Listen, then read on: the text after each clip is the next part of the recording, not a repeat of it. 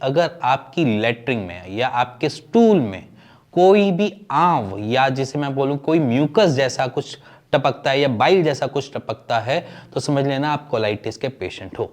आप लेटरिन करने जाते हो तो कुछ सफेद रंग का चिपचिपा सा पदार्थ आपके लेटरिन के रास्ते से बाहर निकलता है तो समझ लेना कि आपका गट जो है वो अनहेल्दी है। नमस्कार, मेरा नाम हिमांशु देवन और आज इस वीडियो में बेसिकली आपकी गट हेल्थ के बारे में बात करूंगा जो कि आपके स्पर्म काउंट बढ़ाने में भी बहुत हेल्प करेगा। बेसिकली क्या होता है कि अगर मैं आज नॉर्मल रूटीन की बात करूं या वैसे भी नॉर्मल पेशेंट्स की बात करूं तो मोस्ट ऑफ द पेशेंट्स में सबसे बड़ी दिक्कत जो हमें देखने को मिलती है वो सबसे पहले मिलती है कोलाइटिस की। कोलाइटिस एक ऐसी प्रॉब्लम है जो आपको परमानेंटली डैमेज भी कर सकती है। जैसे कि मान लीजिए कि कोलाइटिस हम नज़रअंदाज बहुत करते हैं, बेसिकली पेशेंट को पता ही नहीं हो रहा होता उसके साथ हो क्या रहा है। तो मैं आज थोड़ा सा सिम्टम्स को खोलूंगा, अगर आपको समझ आ जाएगी थोड़ी सी प्रॉब्लम तो शायद आप अपने आप को खुद से ही ठीक करने की कोशिश करोगे और मैं इस वीडियो में कैसे ठीक करें वो भी तरीका बताऊंगा। तो सबसे पहली जो सिंपल पार्ट आता है वो आता है कि क्या होता है कोलाइटिस में। देखो, कोलाइटिस में सबसे पहला पार्ट आता है कि अगर आपकी लेटरिन में या आपके स्टूल में कोई भी आंव या जिसे मैं बोलूं कोई म्यूकस जैसा कुछ टपकता है या बाइल जैसा कुछ टपकता है तो समझ लेना आप कोलाइटिस के पेशेंट हो। आप लेटरिन करने जाते हो तो कुछ सफेद रंग का चिपचिपा सा पदार्थ आपके लेटरिन के रास्ते से बाहर निकलता है तो समझ लेना कि आपका गट जो है वो अनहेल्दी है, वो हेल्दी नहीं है। तो वो जो बाइल जो वहां से निकल रहा है वो एक तरीके की डिपोजिशन है जो आपके लीवर के थ्रू आ रही है आपके पास। तो सिंपली आपका उसमें जो खाना पचाने का प्रोसेस होता है वो वीक पड़ जाता है। तो उस प्रोसेस वीक पड़ने की वजह से जब आप कोई भी फूड इनटेक करते हैं तो वो फूड इनटेक का रिजल्ट आपको नहीं मिल पाता। ये बेसिकली दिक्कत है। अब पहला सिम्टम तो आपको बता दिया कि आपकी लेटरिन में आंव आना, म्यूकस आना, ये कोलाइटिस की एक पहचान है। उसके साथ साथ आपको कुछ और सिम्टम्स मिलेंगे, जैसे कि आपकी जो टांगे हैं उसमें अकड़न बनी हुई है या जकड़न टाइप लग रहा है, या फिर आपके काफ मसल्स में पेन रहता है, थोड़ा बहुत जैसे थकावट वाला पेन रहता है। अगर ये वाले सिम्टम्स आपको दिख रहे हैं तो समझ लेना वो आपके गट की वजह से है। आप चीज़ें रखकर भूल रहे हैं, अगर जैसे मान लीजिए मैंने कभी चाबी रखी और चाबी रखकर मैं भूल रहा हूँ, ऐसी अगर चीज़ें बहुत ज़्यादा फ्रीक्वेंटली उसमें हो गई हैं तो आप कोलाइटिस के पेशेंट बन चुके हैं, क्योंकि आपका फूड अनडाइजेस्टेड जा रहा है जो आपको विद न्यूट्रिशन, आपको इतनी एनर्जी नहीं दे पा रहा है। इसी के साथ साथ अगर आपको नींद बहुत आए, सोना अच्छा लगे, हमेशा आलसी की तरह ही बने रहे हो तो आपका गट अनहेल्दी हो सकता है।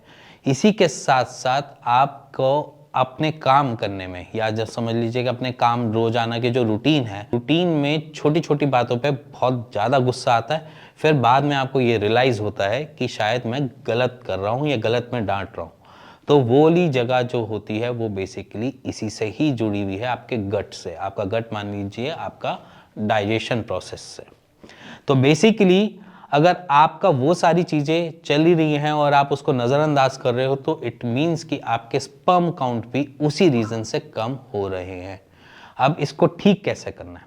देखो, सिंपल सी बात है, इसको ठीक करने का एक ही तरीका है, उसको ढंग से मैनेज करना। बाकी मेडिसिन, ट्रीटमेंट तो बहुत सारी चीज़ें होती हैं जिससे आप ठीक कर सकते हो इसको, बट यहाँ पर मैं आपको घर बैठ के ही ठीक करने की कोशिश करूँगा और शायद आप हो भी जाओ। सिंपल सी बात है, हम इस दौरान अगर हमें कुछ ऐसे सिम्टम्स अपनी बॉडी में दिख रहे हैं तो इस दौरान हम कुछ टाइम के लिए नॉनवेज और डेयरी प्रोडक्ट से दूर हो जाएंगे। नॉनवेज और डेयरी प्रोडक्ट से दूर हो जाएंगे। चाहे उस ठीक होने के बाद आप चाहे फिर से स्टार्ट कर देना, बट अभी हाल फिलहाल के लिए आप छोड़ देना नॉनवेज और डेयरी प्रोडक्ट। और इसी के साथ आपने कोई भी खाना कच्चा नहीं खाना। कच्चा माने कि रॉ फॉर्म में नहीं खाना। जैसे मान लीजिए कि हम वेजिटेबल्स कच्ची खा लेते हैं, सलाद में खा लेते हैं, वो वाली चीज़ें भी आपने अवॉइड करनी है। अब इस दौरान आप खाना कुक्ड फॉर्म में खाएंगे, या अगर आपको सैलेड खाने का मन भी करे तो उसको थोड़ा सॉर्टेड करके खाना स्टार्ट कर देना, और उसको जितना आप च्यू करके खाएंगे उतना वो आपके लाभदायक होगा। अब जैसे मान लीजिए अगर मैं आपको बात करता हूँ, आपका खाना जो आप इनटेक कर रहे हैं उसको ज़्यादा टाइम लग रहा है या समझ लीजिए कि उसको वो डाइजेस्ट ढंग से नहीं हो पा रहा। अब वो डाइजेस्ट ढंग से नहीं हो पा रहा, उसके पीछे रीज़न है क्योंकि वो कच्चा जा रहा है। इस वजह से आपकी लेटरिन में भी आप देखोगे कि कहीं गाजर के पूरे पूरे हिस्से आ गए या मटर के पूरे पूरे हिस्से आ गए कि वो अनडाइजेस्ट होकर ही जा रहा है। तो इस वजह से आपको पूरी एनर्जी नहीं मिल पा रही, उसकी पूरी एनर्जी नहीं निकल पा रही और वो आपको नहीं मिल पा रही। अब यहाँ पर मैं अगर उसी खाने को थोड़ा सा पहले पका लेता हूँ, थोड़ा सा उस पर समय लगा लेता हूँ, तो वो खाना हमारे लिए ईजी टू डाइजेस्ट हो जाएगा और ईजी टू डाइजेस्ट होने की वजह से हमको एनर्जी उससे ज़्यादा अच्छी निकाल पाएगा हमारा शरीर और हमें वो दे पाएगा, जिसकी वजह से हमें दिक्कत नहीं आएगी। अब यहाँ पर बात करते हैं खाना आपने किस तरीके से खाना है। खाना खाने का तरीका कोई अलग नहीं है, जैसे आप खाते आ रहे हो वैसे ही खाना है, बट उसमें नॉनवेज और डेयरी प्रोडक्ट्स को हटा देना है, जिसमें पनीर भी आ जाता है, दही भी आ जाती है और दूध भी आ जाता है।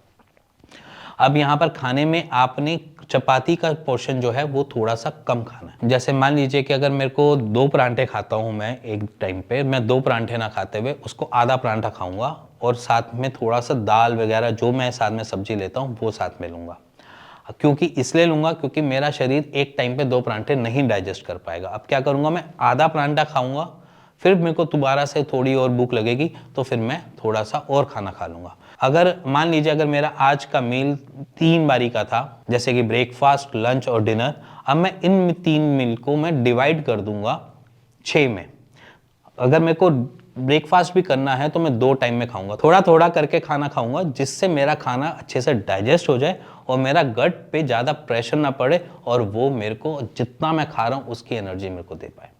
अगर ये सारी चीज़ें मैं कर लूँगा तो मेरे पास फुल ऑफ एनर्जी मिल जाएगी।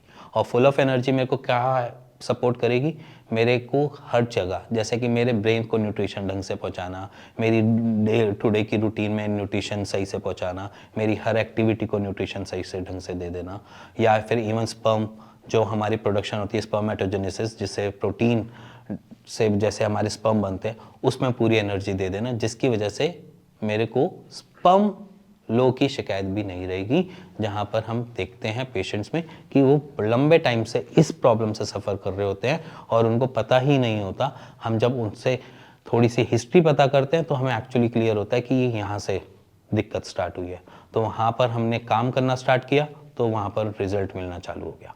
ये एक सिनेरियो रहता है पेशेंट्स में। अगर मैं आप घर बैठे ही उसको नॉर्मलाइज कर दोगे तो आप वहीं पर ही अपनी आधी प्रॉब्लम को ठीक कर लोगे।